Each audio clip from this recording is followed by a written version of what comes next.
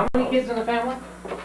Well, she told me that there were 14 altogether, and that counted her. Okay. But there were quite a few, I don't know how many, that died, and I know that Gussie died. That was the one that they used to eat, they let the milk sour in a big pan, and then they'd put cinnamon and sugar on it and eat it right out of the pan when it was thick. You know, before it was stirred down for whey and everything. And so it took her a long time to get back to eating anything like that again. And but Grace and Gertrude were at Grandma's and Aunt Mary's when I was born. They were going to school in Garrison that year. Boy, they got around all the schoolhouses. They got Dover and St. Mary's and Garrison and Dickinson and Genesee. Well, I suppose you went to school where it was convenient then, huh? Well, that was the way it turned out, yeah. But they didn't come home. They came home at Christmas time. See, I was born in October, and they came home at Christmas time. And that's all. I've just heard that. I don't know it because I wasn't around that. I wasn't that bright. Did you guys go to Garrison and visit relatives a lot, or did they come out to the homestead, or? About the only ones that came to visit us were Uncle Charlie, which was Mother's favorite brother, and Aunt Mary, and what the heck was his name? Casper. Jack Casper was Aunt Mary's husband, and then Aunt Barb and Matt Siegfried. Okay. And Siegfried was the one that said he always knew hell was in some place in North Dakota, and at last he found it. When he saw the burning coal mine. Are there still some of the Kirchens around? Bernard is dead. That was Uncle. That was Mike's son. Uncle Mike's boy, and Uncle Charlie's boy is dead too, isn't he? I don't know about his children. They only had the one boy. Sheet here. And there's John Kirchen should have a bunch of them, but I've never made any contact with them, and I just heard that Minnie died. How was the Kirchen spelled? Kirchen. Okay. Just okay. That's okay. Yeah. According to this, John Kirchen has had 8 children here. Frank had 2. And then Barb has 5 listed. Yeah. 5 children. And Leonard. Leonard did. He had. Phil. That's Charles Phillip. That was Phil. Yeah, and then the girl. The girl an was. adopted girl. It says Helen Gertrude. Yeah, Helen. One of them was, or both of them were adopted. Of those. And they have an indication of one that died at birth. I don't know about that one. And for Mike, they just have Bernard listed. Yeah. Did he run it to Charles yet? Let's see, here's Charles. 2 sons, one named Emil, the other one, by the people who put this together, name unknown, that was Phil Kirchen and his wife, I think, put this together. And they didn't know the name of Charles' other one. And then Mary and Jack. The only one that I ever saw up there was the one boy up at Uncle Charlie's. And they lived, have you been to Minot? Not recently, no. You know where the hospital is? Up there on where the hill is there. It's the house that Uncle Charlie lived in was on that hill, because when you looked out of his house, you saw the top of the roof of the next house below. I'll be darned. South 3rd Street, that's very steep hill. Yeah, very steep hill. Now, is there any of the Kirchens still around the Garrison area? Not that I know of at all. Now, did they still, they homesteaded that? And and the whole family homesteaded, or a whole bunch of people homesteaded it to get the whole thing put together, and then then one of the family kids take over the place then? Well, no, Uncle Mike, when he came back from World War I was gassed, and he got the land there it was right on the river, on the Missouri, outside of Garrison there someplace.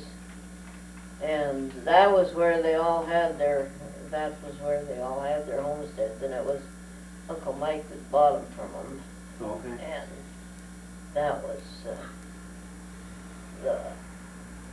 the reason that they had that was to, the reason that they homesteaded was so that he could get enough land to farm on. Okay. Would you say gassed?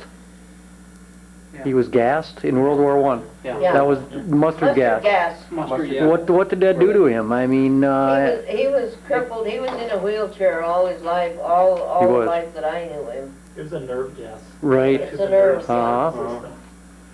I heard it was bad stuff. Well, they used chlorine gas and all kinds of stuff over there. Oh, there was a Yeah, wicked war. deal. But outside of that, I don't know much about him because there wasn't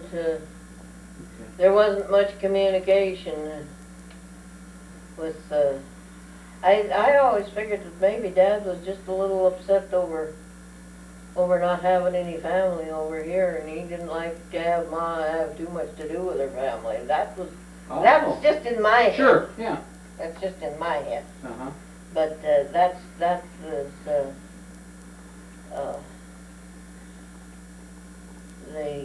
it seemed that way to me, that there was just a little bit of.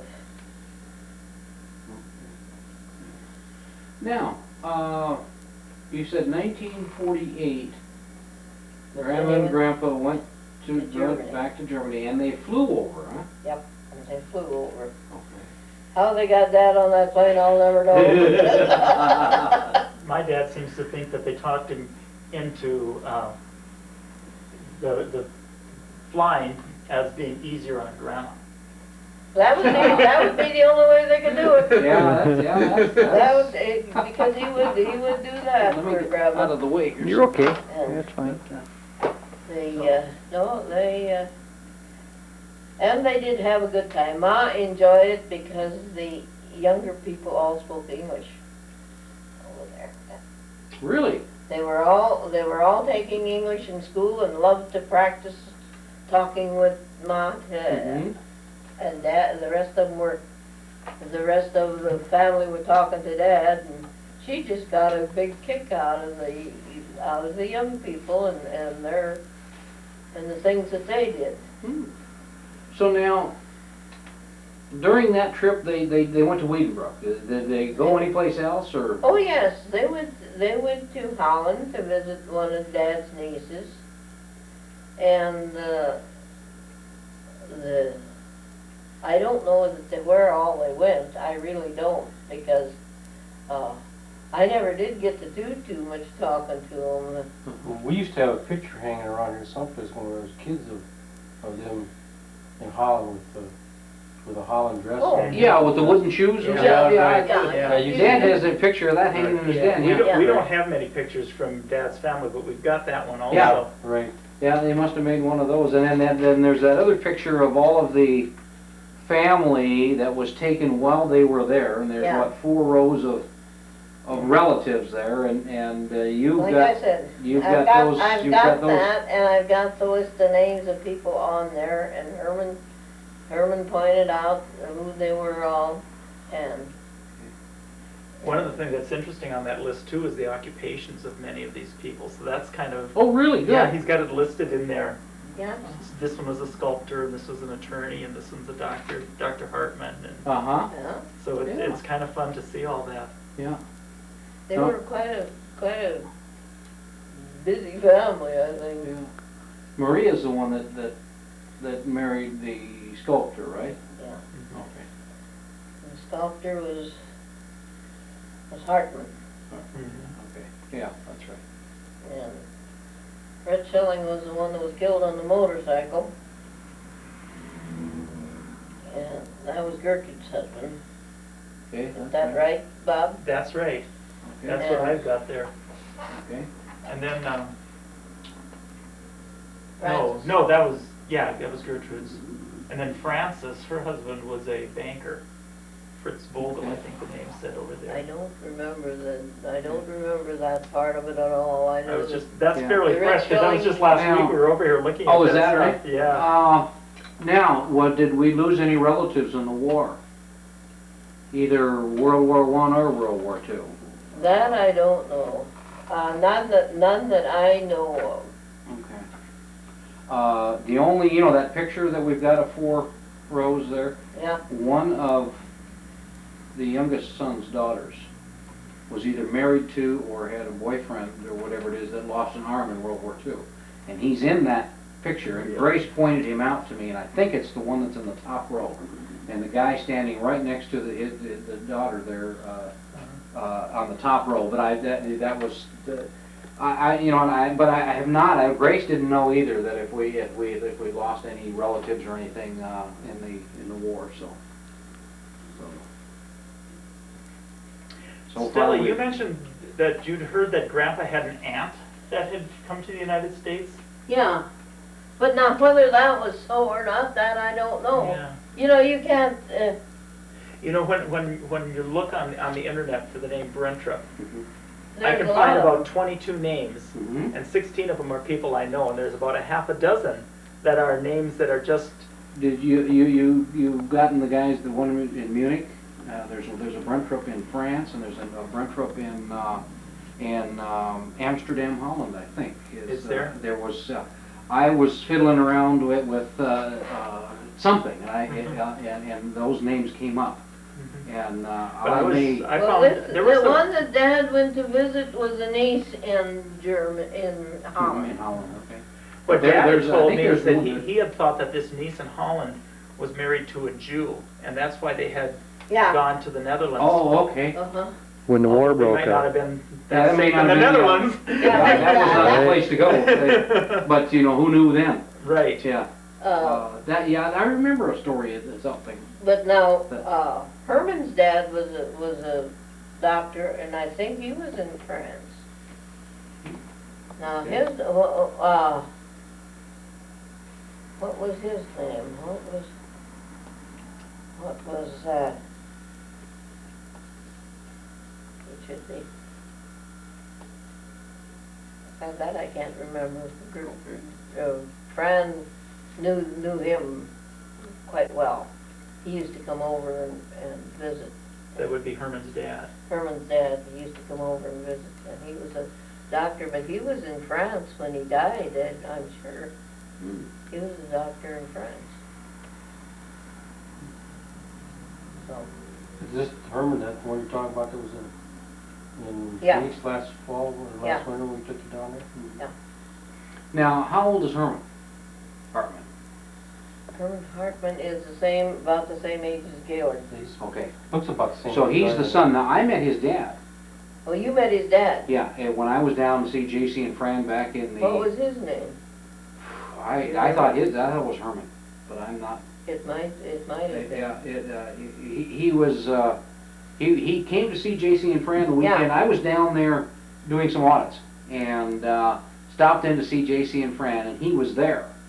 And he was talking about his son, who was working for IBM or something like that in Texas. Mm-hmm. But he was.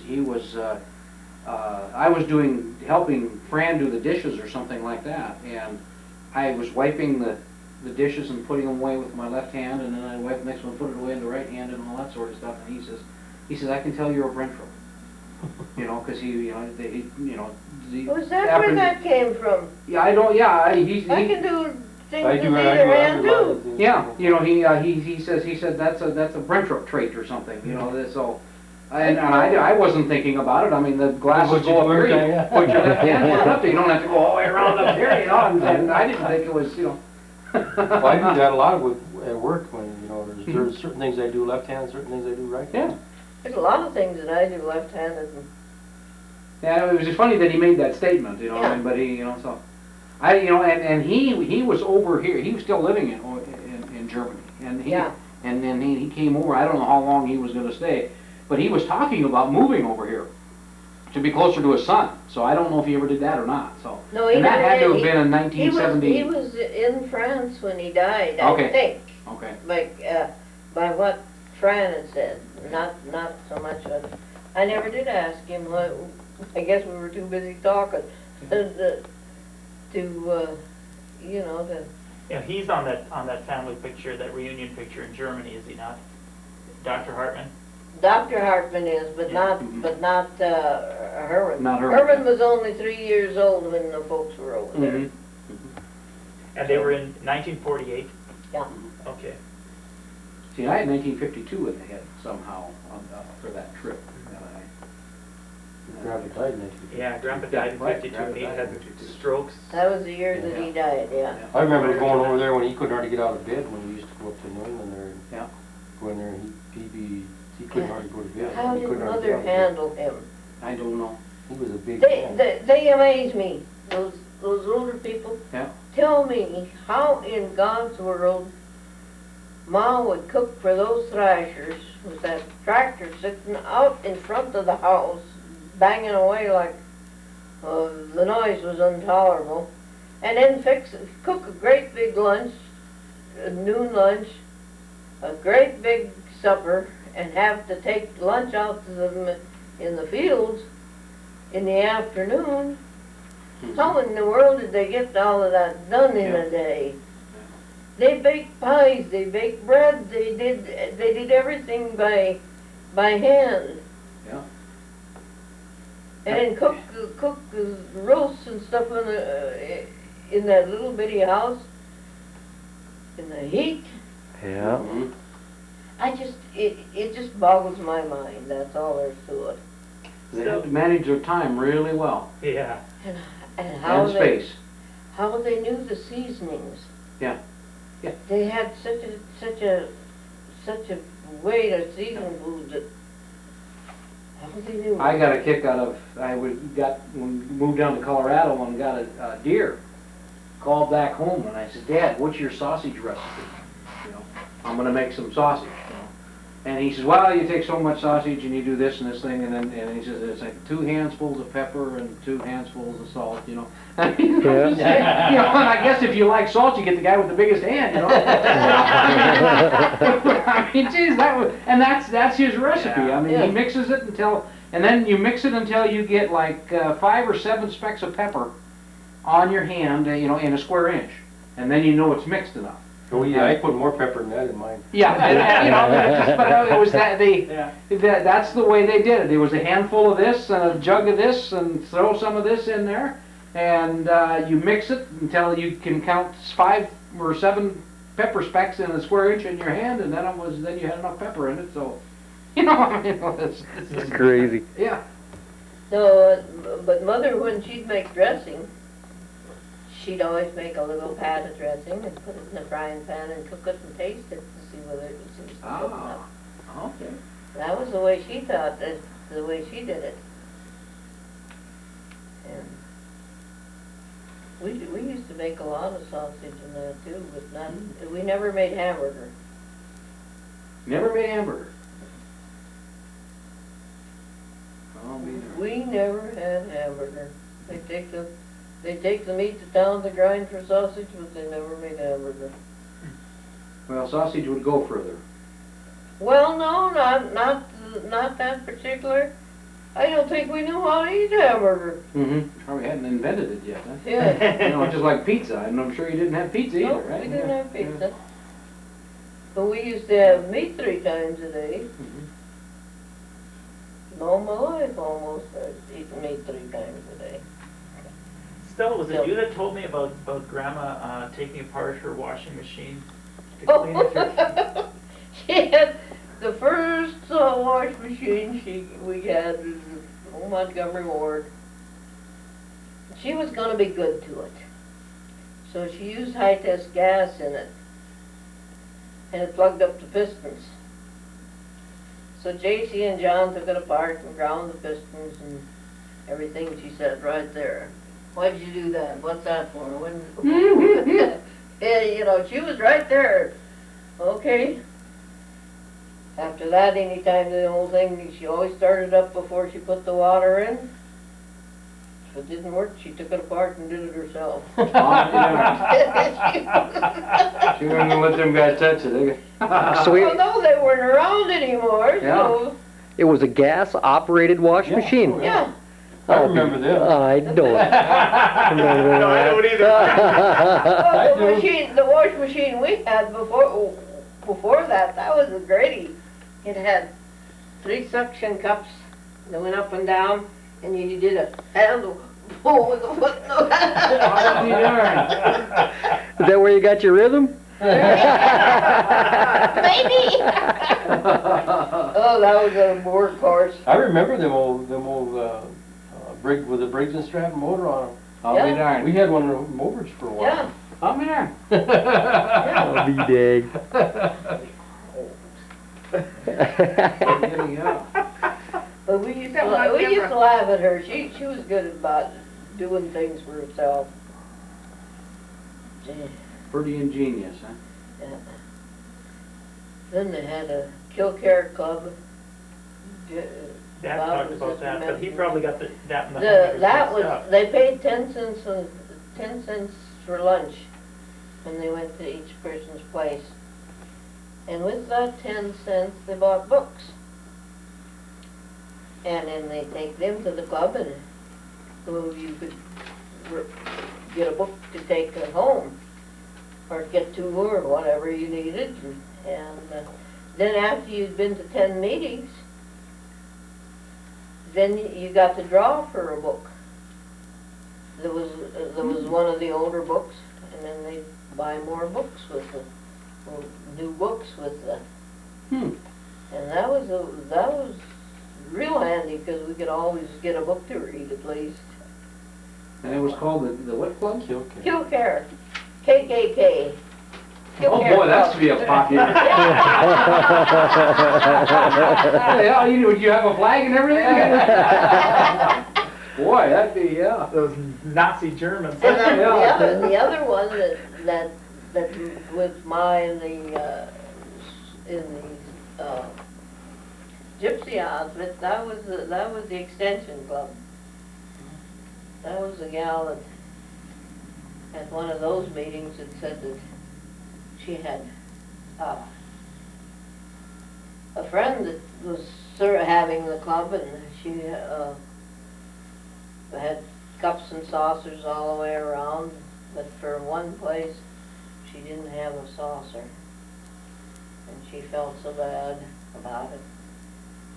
Well, she said that they just have to drink out of the cup. They couldn't saucer and blow it. You know, that was an old tradition, Oh, wasn't it? yes. Yeah, that was it. Now, what was the tradition of meeting company at the door with a bottle of whiskey or schnapps or something like that? Now, that is, and you know, you still see some of the old timers do that. When you go to visit them, they meet you at the front door with a shot glass and a bottle of whiskey. And what was the tradition behind that? I don't know. I never. That was part of what Dad did. So then I didn't get in on it for the others. I don't remember. I think it was Grace that mentioned that she's the one that brought that up to begin with. I think when I was talking to her. Well, see, that was so much earlier in the years. Okay. That made there was an awful lot of space between Grace and I as far as the.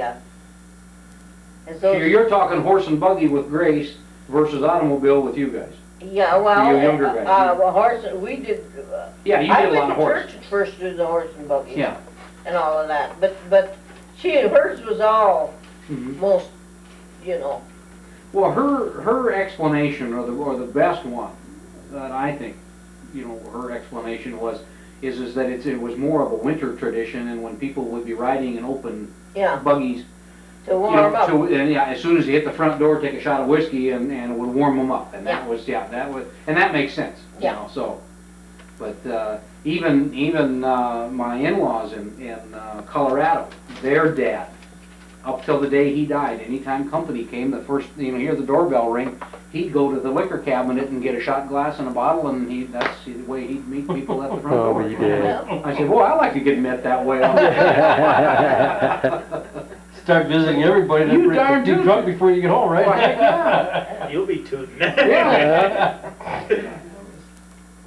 No, they used to, oh, the time that we pulled a nasty, or Mom pulled a nasty, Mom Kelly pulled a nasty on Dad and little Uncle Miller when they put prune juice in a bottle and added water to it, poured the whiskey out. Oh, geez. So then we did that with Wilford. You and my mother. I heard that story. I've heard the story too. Boy. Yeah, that was We got a little bit under our. Oh, that was funny. I heard that you drank it down a little bit first. You never saw such a look on a face in all your life. Prune juice, they would pour the whiskey out, would just pour down a little bit, and then just pour prune juice in it? No, pour it completely out. Oh. And put in the prune juice and water till it looked just like the whiskey. Oh, boy. Oh, boy. And then they'd take a swig out of it and head to the bathroom, I suppose. No, but they didn't have it for the bathroom. You darn near got crowned though. That's where Crown Royal came from. Oh, that was funny. Now, where'd you meet Wilford? At Dover. Okay. We used to have our PTA meetings there. Your what meeting? PTA. Okay. So she said PDA, and I wonder what the hell PA, that's Prince Albert. PTA meetings Okay. there. They wouldn't let us in the national PTA because the children were allowed to come. So we didn't belong to the national one. Oh, I'll be there. And he was working for Hank Bounce at the time. And one of the girls that worked there was a girl that went to Dover school, and he used to take her down there to Dover from Hank Bounce's. They got him out of this. Nick Owie is Wilford's cousin, and he got him out of the CCCs. Wilford was stationed in New England. Oh. And Nick got him out of the CCs and got Hank Bounce to hire him. Well, Hank was looking for a man, so he got Wilford. And on Mondays, Wilford taught Hank's wife how to run the wash machine and helped her with the wash, carrying in the water and all of that. Mondays was his night, it was his day in the house. Oh, yeah. Because she was a nurse and didn't know how to handle a wash machine or anything. So he did that, and then he went to work out. He went to work for. Who did he go to work for first? It must have been Senator Wogg. And Senator Wogg's daughter married a Swenson, and it was one of the Swensons that he went out west with in years I think before we were married. There was a Mrs. Swenson who was a Wogg, who was a patient at the hospital. Yeah. I met her. Yeah. She is an aunt of Dr. Swenson's, of Yeah. Lynn Swenson's. Mm-hmm. Yes, she's, her daughter is married to Dr. Godfrey, the orthopedic surgeon in town. I can't remember what that lady's first name is, but I can see her plain as day. But I remember hearing that story. Her dad was Senator Wogg. Yeah. And Now, he was a real senator, or was that just his State first senator. no, State North senator? Dakota senator. Okay, A okay. North Dakota Okay. senator. And so while he was working there, he got I don't know whether, he got mad at the Wog about something and quit. And we were on a date that time, and he was on his way home, he was on his way to, he decided he was going out to Wyoming to to visit his sister. Evelyn was out there. And so then when he got out there and he worked for a while out there, and they saw this ad in the papers that they're at the school out there for building airplanes in Los Angeles, and so he got another guy to go out with him and advertise for another guy to go with him, and they went out to Los Angeles and went to the school, and then his dad wouldn't, every time he'd send his dad money to get him his birth certificate, his dad would drink it up. So, he never got it, so he finally got a hold of the county superintendent, and she got it for him. Now, where was he from originally? He was from Rame, Okay. and south of Rame. Rame, Marmouth area, or the... He was, there were 23 or 24 miles south of Rame. Wow. And so they were out in the Badlands. Yeah. That's rugged country down there. yeah, Yeah. it is. And That's his dad had a mail route down there You're too. pretty close. In the Bowman. Okay, so he was originally from there, and then he was working with the CCCs based out of New England. Yeah. What sort of work was the CCCs doing then in New England? They were building I think at that time they were building the dam there. At Cary. Cary Dam? No, the one right in New England. The dam that used to be right in New England. Right by the steel bridge there? Yeah. Okay, all right. I don't know whether that was the same one or not, because I didn't know him at that time, but I think it was, because that was where quite a few of them, like Randish's, Johnny Randish's, some of his family was, relatives of his was working there too, and on that dam, and okay, now and then he goes out to California and goes to the school, and he needed his birth certificate for what reason? because you couldn't get into any of those aircraft plants or anything without a birth certificate. Oh. What That year? was What year? that was when Mother found out that JC's didn't have a birth certificate. Yeah. The old guy forgot to mail it in. Old Magnuson was The doctor? no, he was the county head. The kids were born at home, and then you reported it to the guy in the township to send it to the county, and then the county sent it into the state, and in the meantime the Capitol up here burned down, so all of that stuff was disappeared completely. Amadon's courthouse burned down. Yeah. Now, I think it was Grace that told me that Grandma went in, it must have been after one of the fires or something, and got birth certificates on each one of you kids. Yep. After that, and she said something about all the birth certificates had the same date on them as far as date issued, so, or whatever. No. So she, and that was, I didn't understand that it was replacement birth certificates. I thought that she just waited until. Some of them were replacements, some of them never were turned in, like JC's was never turned in. Okay. That she found out, and so that was one of the good things. She did a lot of good things in that respect.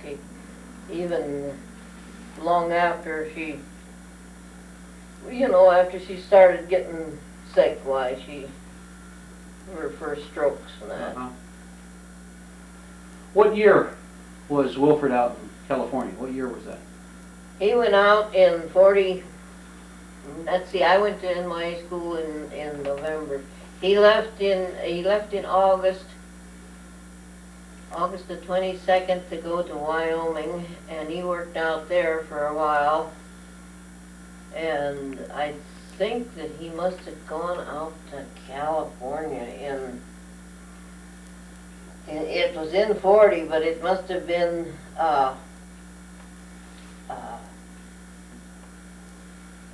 November probably. when he November of 40, okay. Yeah. Cause he had to register for, Draft? the draft, or for his social security, or whatever it was, yeah, in Goose Egg, Wyoming, which is one of the towns that is in the Virginian, Uh-huh. the book, The Virginian. Uh-huh. And, I'll be there. so, that was where he got his, that, and then he went out, then he had, worked different places till he could get his birth certificate. Then he worked in the airplane factory? He worked at North American. Uh-huh. And For how long? 4.5 years. Almost 5 years. And then you went out there, what? In 41, I went out, Easter Monday. By I train? left by bus. By bus, okay.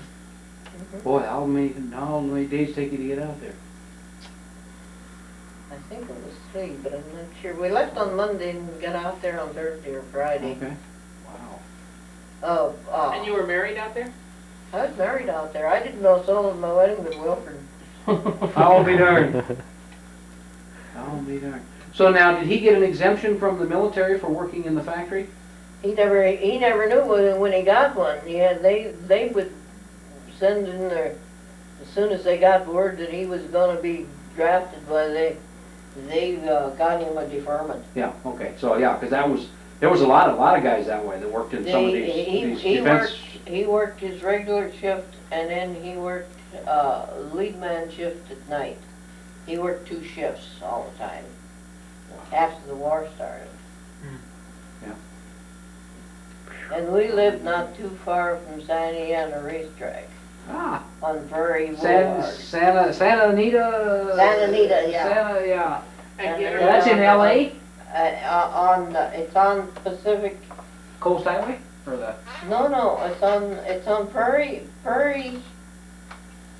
Is it Prairie Avenue or Prairie? Yeah, it's Prairie Avenue. And that was just a block from where we rented our first little place.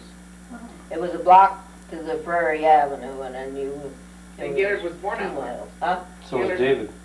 Yeah. Gillard and David were both born out there in yeah. California. Yeah, they were both born in California. Now, Lucille Holzmer, I took care of her oldest boy while her second one was born, and she took care of Gaylord while David was born. Oh, bizarre. Now, what kind of airplanes did they build? They were building P-38s, Okay. B-25s, Wow. T-51s. P-51s, yeah. Towards the end, okay. Wow.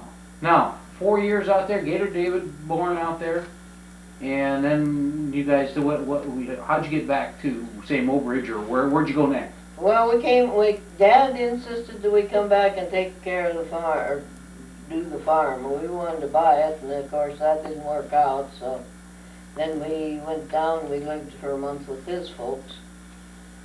And he was working in the mine down in Scranton, and he saw this advertisement for railroad workers needed down in Mobridge.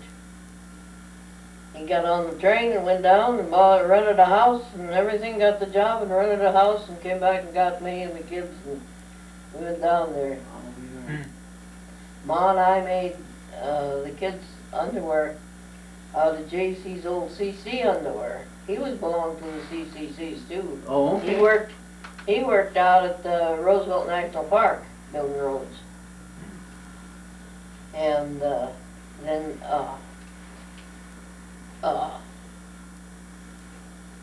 we got into Mobridge and just before Christmas. So we were there up until 87. No, we weren't. Then you moved up here in 87? We moved up here, yeah, it was 87, yeah. 87. And you said that you and Wilford were going to try to farm Grandpa? Oh, we were gonna buy the farm from him, but he wouldn't sell it. Huh. Was that And when before Wilford got- Hubert went out there? When Wilford got a tractor, why, that was totally out. He expected us to use the horses. Yeah. Was that before Hubert went out there, or? Oh, yeah. Yeah, I remember when Hubert was out there. Okay. I was about 10, 12 years old when you guys were Oh, out they there. are.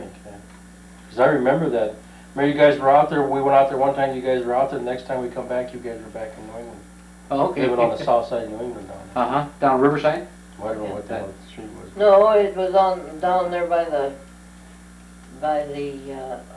across from there, by the, By the water tower? It's close to St. Mary's School, I remember that. yeah. Okay. Sure. Cause you lived in you Dubazars. lived in the Riverside Oh. when Jerry was little. Yeah. Yeah. So 'Cause the that pictures was- we have it of was Jerry- it was on the other side It of was the- after that, because I remember when you guys were living down there. I had to be 10, 11 years old when you guys finally moved into the house where your folks were living now. Yeah, that was 52, I think it was. And then I was 10 years old, yeah. Yeah. But before that, you were living down this place, it was like a... Well, it was the Dubazar apartments right under Yeah. the water Okay, tower. all right. And Yeah, that's right, it was right under the water tower. Yeah, and then there was, that's my first recollections of where, when we were living in that house. And then, before that, they lived, the house that you guys, just south of St. Mary's School there, Yeah. in that area, they lived in that house too for a little while. So, See, I didn't know that, but we didn't get up very often when we first got down there because you worked as hard as you could, to oh yeah. catch up. And between that but we owned 3 different houses in Mobridge. The first one we bought was right straight across from the kids' school, from Lincoln. And then the next one was up on the highway where you guys remember that place. Yeah. And then when we moved, when we traded places there with Fisher's, we traded our place for Fisher's, and Ma looked at the house and she just shook her head. She couldn't see what in the world we wanted with that thing. Oh, 5 doors, That's- 5 doors in the kitchen. Yeah. My dad said the same thing. He said when he saw that house, he couldn't figure out why you guys wanted that place. But he had to pretty admit damn that, good neat the house out of it when we Yeah. got yes, through that's there. what Dad said. He says, he says, they sure had the vision for what they wanted to do with that place. I wouldn't have been able to see that. Is that the one where the heat register was Yeah. upstairs? Yes. Yeah. I remember that Yeah. A lot of fishing going on through that. Yes. Oh, God, Yes. There was a lot of fun. Because that was through the that heat house. vent for the upstairs, and I remember Yeah. that being hot. Because we always come down for the 4th of July rodeo, and do they still have the 4th of July rodeo down there? Oh, yeah. And that's when we'd come down there for that, and There was One sleep through out the the living room backyard. and one through the kitchen. yeah. There's Yeah. one in Yeah. both bedrooms and in the kitchen. But we used to go sleep outside in the backyard, Mhm. remember, by the Yeah. garden out there? It was cool. Yeah, it was cool. And That we one could- night we it could turned sneak out. real cold. We would be over at the rodeo. David and I were chasing Gaylord and Ron. Those guys would be heading over to the rodeo, and David and I would be about a block and a half behind. We followed you guys all damn night. That was our entertainment, was following you guys. Our entertainment was seeing how fast we could lose you. Yeah, I know. You guys did a pretty good job too at times. So, but David had a hole in the fence so he could go in and watch the rodeo. So, and then I don't remember. He was up on the left-hand side there, so we crawled through the fence, and David would stick his head around there, and he'd wait and wait and wait, and then he'd say, okay, and then he'd crawl through the fence, and then he'd go run up to, there was another fence or another dealer where there's some barrels or something, and he'd sit there, and then he'd stand there, and then he'd wait, and he'd okay, fine. Crawl, and then we'd huddle next to the barrels, and then we'd wait and see if anybody saw us. Then we'd walk in and walk around the rodeo. My parents don't know how they learn about it. Oh, God, yes. Way beyond them grounding them anymore. Yeah. Oh, man. What I remember, Jan and I, you guys had those raspberries? Yeah. Just loved them damn things. I hated them. Oh, really? Oh, Jan. Because I had to crawl through them and Yeah. pick them, and I used to come out there all summer long, my arms would be scratched Yeah. up all summer long. Yeah, but Jan and I ate those things and Oh, they're good taste, I like the taste of them. Oh, God, they were good. I won't eat them anymore. yeah, well, I haven't eaten them either because I buy them. I got sicker than a dog. Jan and I both got sicker Yeah. than a dog coming home from They're because too we ate many so damn green many. ones. Yep, we did. And as a matter of fact, Grandma rode down with us, and she insisted that we put a little coffee can in the car, in case somebody got sick. We all, oh come on, Grandma, crying out loud, And on the way home, we filled that thing out. Jan and I just, I'd gag for a while and I'd pass the cutter, but Dad would get the car stopped and geez, that was a hell of a You guys didn't live until you traveled with us. We always took Ma's hat along. Oh, that wide brim. Pot with the hat along. We always Okay, from Grandma's hat, yeah. Pot. We always had one of those along. Now- That was why Ma did that. It's Yeah. because if anybody got sick, Yeah. or anybody had to go, why you didn't have to stop, and you tried to get Dad to stop. Why that was. Yeah, Now, the Beaners, Eric Beaner and, was it Grace? Grace, yeah. Where do they fit into the Grace was Aunt Barb's daughter. Aunt Barb Kirchen? Aunt Barb, She was Kirchen, she was married to was, Siegfried. Okay. and, now wait a minute. Yeah, she was Aunt Barb's daughter. And, she was, and he was part Indian, Eric was. Eric was. But, I remember, because, the reason that I remember that is because when they got married, it was mentioned around home. I don't know, but they came to our place on their honeymoon, if I remember right. And, but he was a heck of a good guy, Mm-hmm. Oh, yeah. and, she wasn't a bad old gal either. Yeah, we went up there hunting a couple of years Yeah. up on his land up there, and Eric Robert was. used to spend a lot of Oh, time yeah. up there with him. Did you work up there one summer, Rick? Or that was Neil?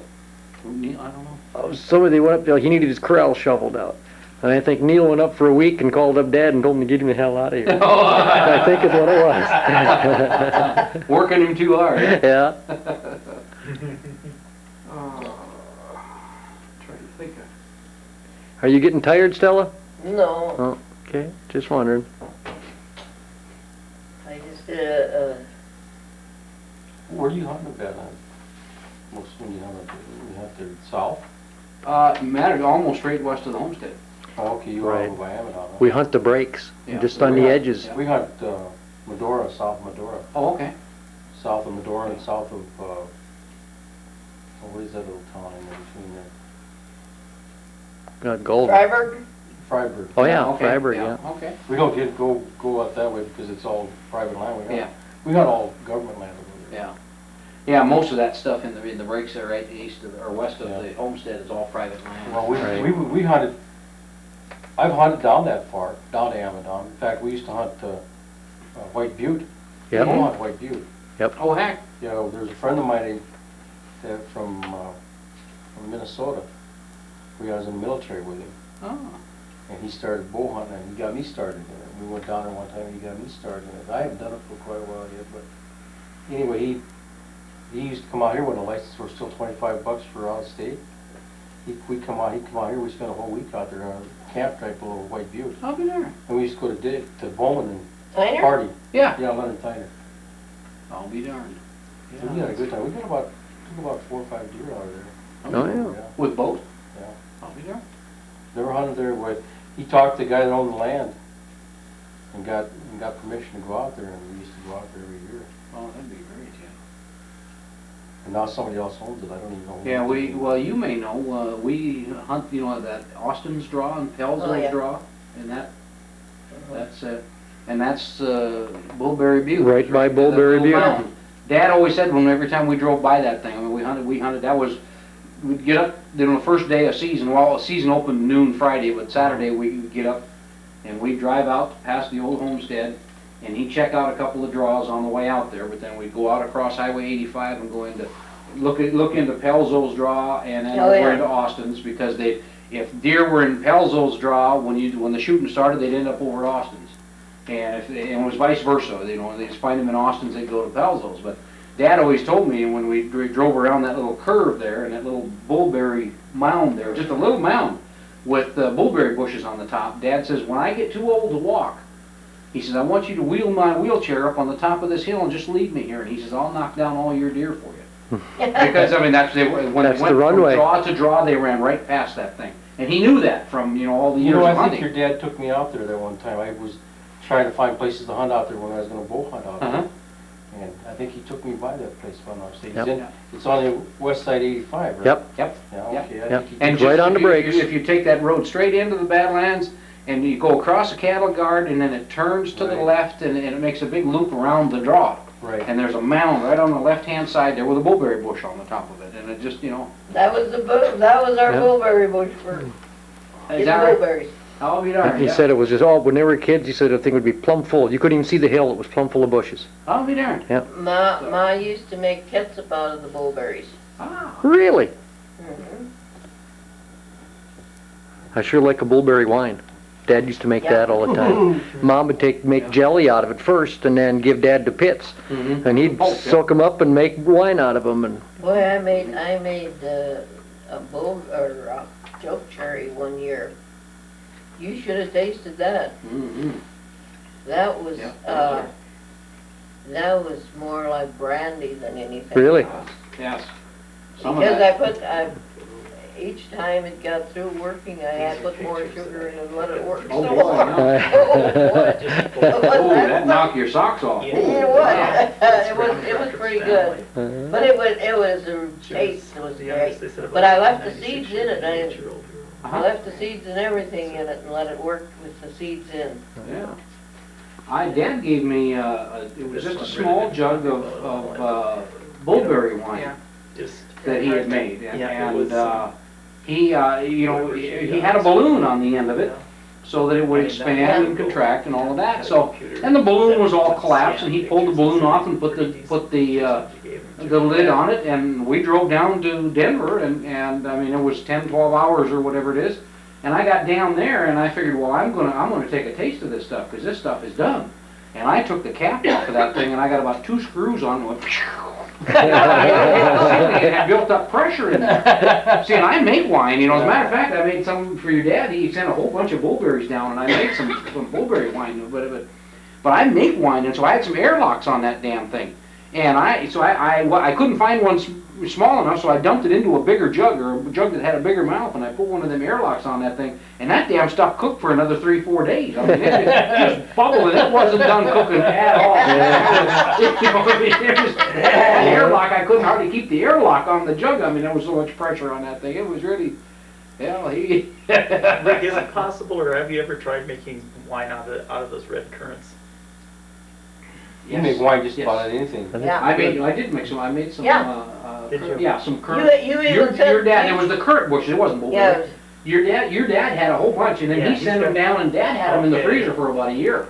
And then I came up, and then I took them down, and then I refroze them. Okay. And then I had a hell of a time trying to find a recipe, on that. I mean, I scoured all the doggone wine shops down there and for books on it, and I finally found one. But it was for a different type of a currant, but I figured this would be close enough, you know, so, and we made it, I don't know, I think we got about 14 bottles of wine out of that thing, and I think I split You gave him some, because I tasted it up there. Because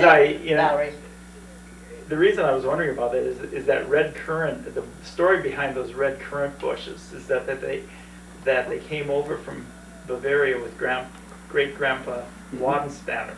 Oh. And I'm not sure if that's 100% true, or if that's, but I know that I've got bushes in my yard that came from Dad, and he got his from Stella, and you got yours from Grandma.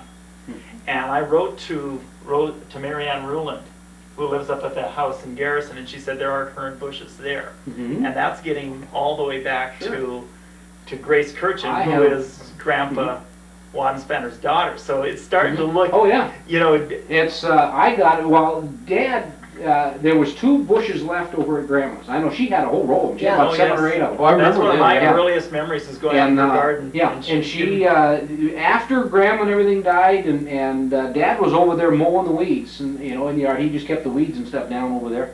And him and I were over there, and he says, you know, those currant bushes, they look dead. But, you know, there'd be a little bit of green in the middle of it, but there was a lot of, you know, I guess the stems or whatever Shooters. grow for a few years, and then they die off, and new ones come in, and there are Right. always new ones coming in, and all Right, that sort really, of you stuff. should be pruning them out about Yeah. every 3rd year, you know. So every year, the I've old transplanted mine. You know, I take them and break them apart and kind of transplant them or whatever it is now and then. But we dug up one hill of them over at Grandma's, and we made those 5 or 6 hills that we had at our house. Mhm. You know, just there by on the south side of the clothesline there. And from that, I took, you know, about 2 years later, I dug up a chunk of one and broke it off and put it into a wet bucket full of wet dirt and took it down to Denver. And when I got down there, I split it into 2 and stuck it in the ground. And damn, I mean, I don't think you can kill them. You know, I mean, No, they're pretty hardy. yeah, They're they're pretty hardy. and I've got 2 going, and I've since transplanted those twice now. So Do they protect white pine in Colorado? white pine.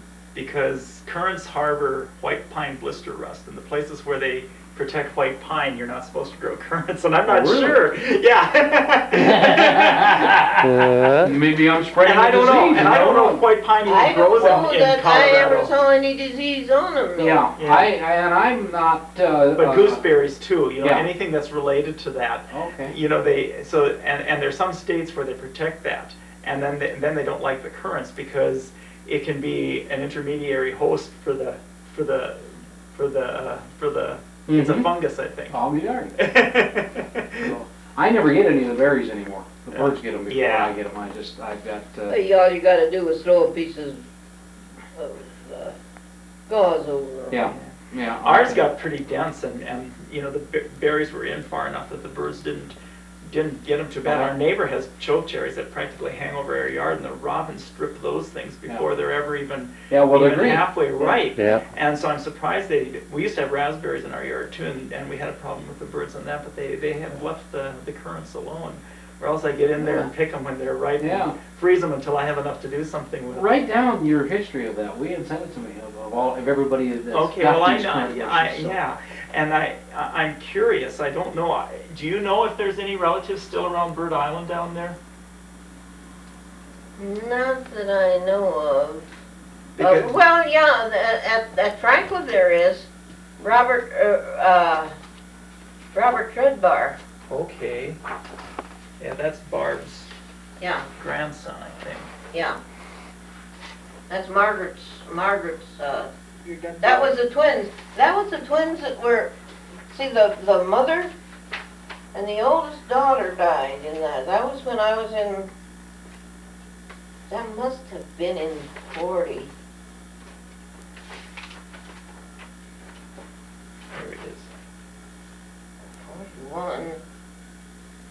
I don't remember. Yeah, it just says when. Margaret died in November 11th, Huh? 1940. It said Margaret Treadbar died November Yeah, 11th, okay. 1940. That was because I was in New England and I heard it on the news that this family, the mother and daughter died, and the father and the twins were living, but the mother and the daughter had died of exhaustion from walking. They started from Minneapolis in the snowstorm had just started, and their car was totally covered before they got to Franklin, and they couldn't move. The car wouldn't move anymore, and they saw the house lights about a half mile away, and they got out, and she carried one of the twins and he carried the other twins, and Helen was of a walking age, fairly, I don't remember whether she was 9 or what, but anyhow, she, both her and her mother died from exhaustion, and the twins live on Aunt Barb's place, but they built a house for themselves there, a new house. And Matt, Barb's other son, she had two sons and Barb. And she had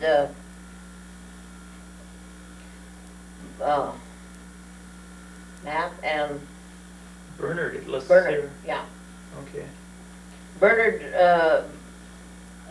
Bernard, and then Margaret.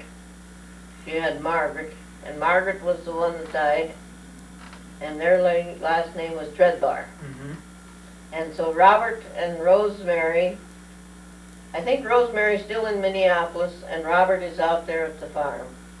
Okay. Because that would be interesting to know if there's current still down there. Yeah. Yeah, the other thing that in all of this stuff that I found out is that the Waddenspanners had been in Canada before they came down into the United States. So it's just, okay, at what point did they pick up these currant bushes? But at any rate, they've been around for a long time. You know, wherever they came from, they've been around for a while. Ma always said they came over on the boat with them. Mm-hmm. And that's a story that I'd always heard too, is that, what's his name, Wadenspanner here, Quebec. And then it said that they moved to Hastings, Minnesota in 1865, so they were 8 years in Canada before they moved down to Now Minnesota. Hastings, I don't even know where that is. And then it said that Northern Minnesota, someplace. I'll be there. Hastings. And then it said they moved to Renville County, Minnesota in 1873. Well, Renville was the county that Ma was. Yeah, and that's where most of there's actually I think a copy somewhere here of the census form in 1880 for Renville County where they got listed all these Kirchens. It's farther back in here. And here's St. Boniface Church in Hastings, Minnesota, 1865. Here, 1871, on the 11th of March, 1871, John Kirchen was baptized at St. Boniface Church, Hastings, Minnesota, the son of Matthias Kirchen. And Grace Wadenspanner, her real name listed is Crescentia. Grace Wadden, I'll be there. Grace Kirchen, Crescentia. Huh. And Grace Beener, his middle name was Cynthia. She was Grace Cynthia. Ah. Which, Now, so I thought, Matthias here, I think, is that the one that, is that the dad's middle name is taken from? it has to be, because that would be his Okay. grandfather. That's grandma's dad, Okay. Matthias Kirchen. Yeah, Hubert Matthias. Yep. Edward Matthias? Huh? Who? Hubert. Dad, Hubert. Dad's middle name was Matthias. And Matthias, I was John looking Ambrose, through all of this history. You never. John Charles. Yeah. John Charles. JC was named after Ma's brother Charles. Mm-hmm. Hubert So- was after Dad's brother. Yeah. So in other words, Grandpa got the name, the first name, and Grandma named the second name. Put the second name on there, because it looks like the second name for JC Charles is Grandma. Matthias is Grandma's family. What's your dad's middle name? Ambrose, that doesn't go anywhere. That must be from that Dutch bunch. That one can stay dead. As far as I'm concerned, that doesn't need to be passed on. But Grace, see, there's Gertrude, Stella. Well, Gertrude, Now, no. there- Now Dad named me. Huh? Dad named me. Okay, yeah. Gertrude, Yeah, I know no. he that. looks like he put the first name on of all the kids, and But Grandma put the second name. But Gertrude Now, Elizabeth, Elizabeth was Grandpa's mother, and Gertrude was his sister. Yeah. So he got both, yeah. He got Well, both or there. look for the Elizabeth in the Kirchen side of the family too. There might be some there. I didn't But see that it. that's crazy. We got 5 generations of Johns. Oh yes.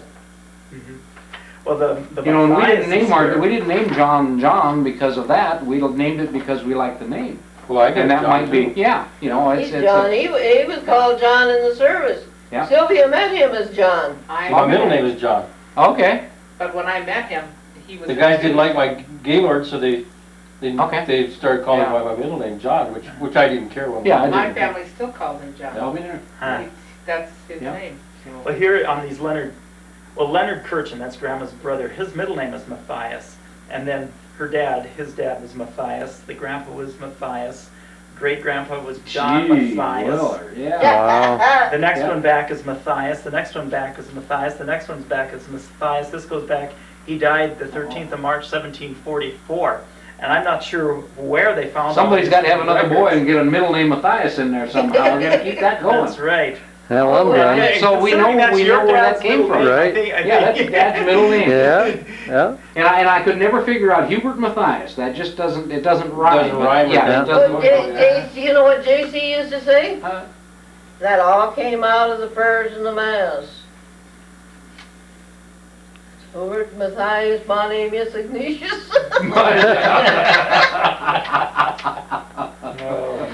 Now, how many Stellas are there in the family? None that I know of. And my name is Estella. Estella, yes. X-I-S. Estella. But that was the, I don't know where Dad picked that up, but he Maybe that was his girlfriend over there before he left Germany. He might have. Yeah, yeah. It might have been, but, Now Grace, is there any other Graces in the? well, Grace was what Grandma's name was, Grace, is what they called her all the years. Grace Even Grace. though he's got a different It's got name. listed there as Crescentia. It's like crescent with an IA at the end, Crescentia. Now, have you ever heard a name like that? No. Grandma Brentrup's name? Great grandma. Oh, great-grandma. Grandma Okay. Brentrup's mother, Okay, all Grace right. Kirchen. Yeah. It's got The it listed grandmother here that as her took real care name of as being us. Crescentia when she was born in Germany. Boy, that's some, we'll have to get some copies of that. I gotta have some copies. Yeah. of Ain't that something? Go back that far?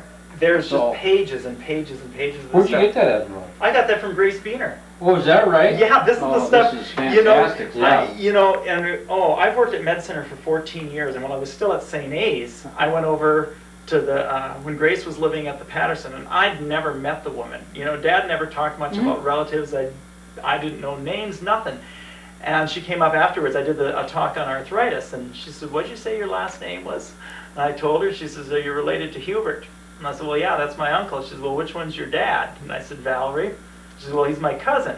She says, "I've got all kinds of information on the Kirchens. You should come over and get that sometime." You know, and I messed around and I never did it. And, you know, a year or so later, I ran into her. She was visiting somebody in the hospital. She says, "Yeah, you need to come over to my place and get some of this information." Wow, And, yeah. you know, and it must have been a third time before I ever finally did.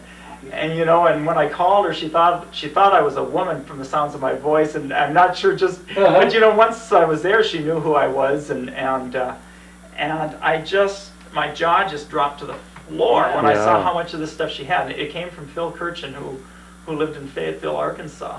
And he and his wife had been over in Germany, had researched all this stuff. And where the Kirchens were from is near the city of Trier, which is in southwestern Germany. It's an ancient city. I did all kinds of of research on this just to find out where it was, and it was a city that had been founded by the Romans. It was part of the Roman Empire. It was that old a city, but they were in smaller towns along there, and I couldn't find, you know, any of these places listed on a map. And I was at the library one day, and I think it was near the Moselle River, which is the German wine country. Yep. And I saw in the reference section a book on the German wine country, and I pulled it open, and they had, and I'll be damned, there's all these little towns. I'll be They're darned. all along the Moselle River. Ooh. So that's where the Kirchens are from. That's where we picked up our liking for wine. That should be it, huh? There you go. See, there, we There you got a good background, I tell you. Yeah, but I still haven't, you know, I've got names here, on here. John Wadenspanner, born in Königsfeld, Bavaria, and Magdalena Ferenckus, or something like that. There's about 3 different spellings here. And it says Gebrandshaus in Bavaria, and I cannot find those on maps in Bavaria. You know also. where you can find that stuff? Go to the Germans from Russia. Yes. There's a Germans from Russia Society here in town. Yeah, I Yeah. know.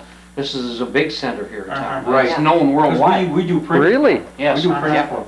And they're Well, on the do internet. they have the stuff from Germany too? It's or the just from largest, Russia? it's the largest, Largest German.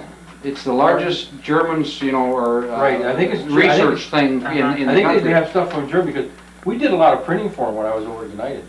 Hmm. And at Quality. Here's that We census, printed all 1880 their census books in the and stuff United for them. There's States. a lot of interesting stuff in there. North- I never, you know, I don't get a County, lot of it Minnesota. anymore, but And it's the household. I got some of the stuff at home yet that I Yeah. wrote for them. Okay, here's John Wadenspanner. It has a marital status, place of birth. Let's see. Who all was in the household. This is an 1880 1880. census of the United States. Yeah, and it's from Renville County, Minnesota, which is where. Yeah, that was the county the mother was. Did you know that Grandma and Grandpa, neither one of them had a social security number? Really? Ever? Never. No, they didn't have it. Well, Social Security wasn't started until The 30s or something, wasn't it? 30s, yeah. Yeah, they did not. They didn't need a There's number. And neither, same way with the Narums, none of them had them either. I was in Washington DC or something and walking around on the mall and some guy had a computer thing there and says, find your relatives by their social security number or whatever it is. So type in their name and then the computer will do a search for it. And there wasn't a Brintrop in there. You know, that was, now there was the younger guys, you know. Yeah. I found mine. You know, I mean, they looked me up and Yeah. stuff, but Grandma and Grandpa are not in No. there. And they probably, while living on the farm, they probably didn't, they didn't even pay into Social Security. So. They didn't have to have Social Security till after, well, I know it was after we were in Mobridge before the farmers had to have Social Security numbers. Yeah, okay. Farmers and waitresses and that kind of stuff. The gal upstairs, she's in that section of them that's what do they call them? They don't get as much Social Security as the rest of the people. Because they didn't pay in a certain... Yeah. Mhm. There's a span in there, Yeah. so many years that didn't get it. From the time it started and Yeah. until the time she Now, got I to don't retire. get Social Security because I get railroad You got railroad, retirement, and yeah. they made that deal with the. Right. Yeah, they deal, switched all the Yeah. social security to railroad retirement of Yeah. people that were on railroad retirement. so. Yeah. But Brian says we're supposed to get a raise out of the whole deal. That's good. I hope, yeah, Yeah. I can use it. Well, it's 10:15. 10:15. 9:15 This time our on time. 9:15 our time, we probably should head for the hills. You were right by saying it won't be midnight before we get Well, home. I know when we get the BS in here. I knew this wasn't going to take a half an hour. No, it don't take a half hour, that's for Yeah. sure. But if you think of anything else that Now, if there's any of those German pictures or anything that you would like along, well, you just go ahead okay. and. Well, I've got just going through Dad's den. Mom and I were going through there. I found my little prayer book that I had when I was an older boy. So I'm going to take that You were an back. altar boy? Yeah. We all were. Yeah, I was. At one time, I was a good kid. You know, you're an altar boy. I remember when he was an altar boy. Yeah, well, we Yeah. came and watched you and Yeah. David serve too down Yeah, there. we were so- altar boys too. I was. Yeah. My two brothers weren't, but. But then, you know, that's Dave. something that Dad wanted Ron and I to do anyway. I don't know, did you ever do one? Yeah, I had to be. Okay, yeah. We had to be. By the time then, the nuns would pick us up by the ears and say, Yeah. okay, it's 7th grade, it's altar boy time. I was And old enough They must have known you. before we left Wolf Farm Yeah, he used to that they spend a got lot me. of time in the hall. And we left after I was done with the 5th grade, and Brad had just finished the 3rd, and it was the 4th grade when they would start training you. Uh-huh. And I am still old enough that we had to memorize the Latin Oh, responses. yeah. Oh, yeah. yeah, yep. I still miss that, though. Yeah. I like the Latin. They've got a church down there in Denver that does a Latin every once in a while. They'll do a Latin mass. As a matter of fact, somebody in our parish, now they didn't do the funeral, but you remember the old Requiem funeral? Yeah. Yeah. They did one of those. Somebody requested one of those, and I think they went down to downtown Denver to the cathedral or something and did it. Well, I It was, remember I mean- serving some of them. If you what? Yeah. Oh God, yes. They were forever. Oh, damn near pass out. You know, especially in the summertime. The heat Yeah. and And that especially with that, go forever. And Incense that damn going. incense, yeah. Yep. incense, that was enough to, Well, those cassocks they made you wear were Oh, made God. built to last. Ain't that the truth? And then for some reason they were all built for winter. Yeah. They were hell, Heavy. man. Oh. Yeah. And then you got some of the worst stuff though was standing out at New England up there at the graveyard up there that St. Mary's on that hill, and the wind blowing up there, and you get, I mean, you're like a damn kite in that cassock and surplus, you know, and that wind get on Wind that gets thing and stuck oh, underneath. geez, and you're standing there trying to hold the damn incenser or Yeah. censer and boat and the Yeah. holy water thing, and And the geez, cross. you're getting smacked in the face with the, you know, with the sleeves of your what is it? Yeah. That's the surplus, I guess. Yeah. That's So, right. holy moly, that was. I didn't do it long enough to have to do any weddings or funerals. See, I was living in town, see, and during in the summertime, most of the kids that were all farm kids, and they were all working, so there's only about 5 or 6 of us in town to do Yep. that, and every damn time somebody wanted to get married or somebody needed to be planted, we got to do the whole ceremony, you know, so. Oh, jeez, I went through it too. I had all the early masses. Yeah, me too. I was down at 7 every I morning. remember the year, well, when we left Catholic school, I was just devastated because that's all I'd known for 5 years, and Jim was going to be in the first grade that year, and there'd be 4 of us in grade school, and Mom was pregnant, and Dad wanted to buy a side of meat that fall, and he went and talked to Father Andrews, about delaying the tuition payments a little bit. And I'm not sure exactly what happened, but Father Andrews must have pissed Dad off pretty bad because he pulled us out of Catholic school. And it's like, no, oh no, I got to go to religion class on Saturday.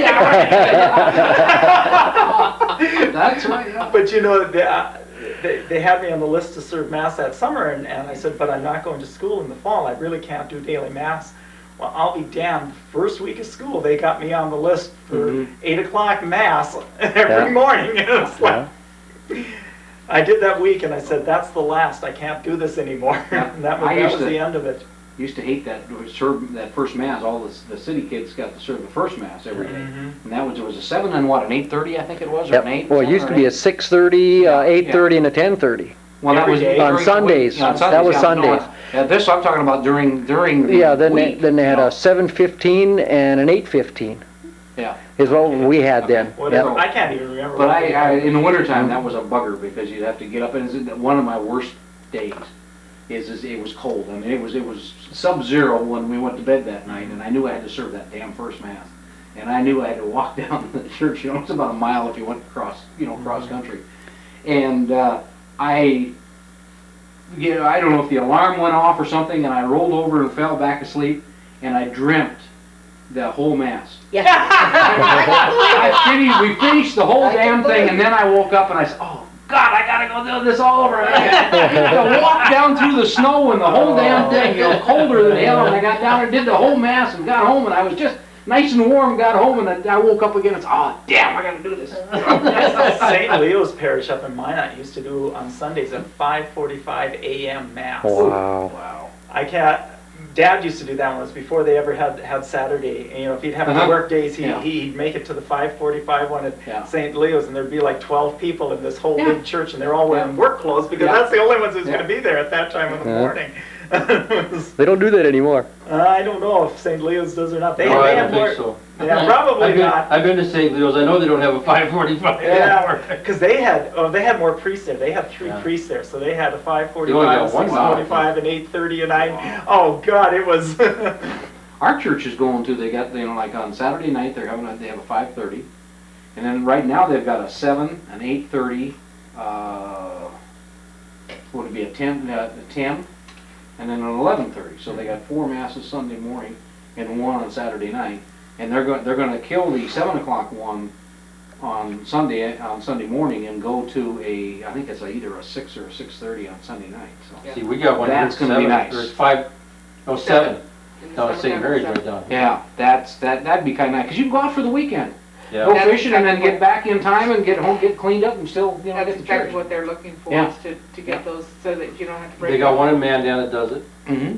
Almost like Oh, it says REC. because Oh my God. people go the same Cameraman, way. July Yeah, 1st. it's just- Yes, 2001. 2001, the #1 Pretty cameraman. regular steady group that comes We're in. busy. every Yeah. Friday night, Stella's but you place. still Yeah. get that variant. July I suppose if 1st, somebody's doing something. 2001. Mike Gillard is Eucharistic minister, and he has 11 o'clock. 11 o'clock on the Saturday. Mom likes going to the one on Saturday night, so we take her to the one on Saturday night. Yeah.